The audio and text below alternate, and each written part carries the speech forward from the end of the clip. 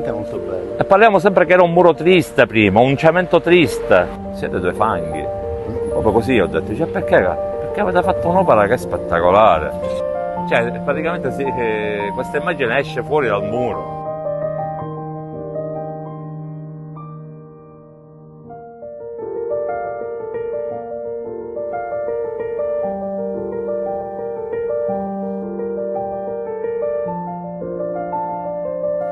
Rosolina.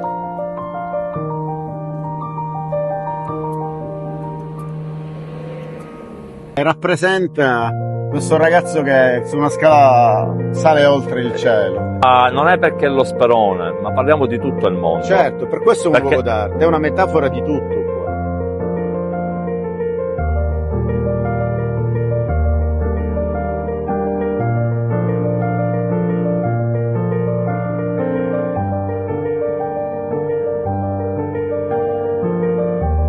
Il volto di una donna.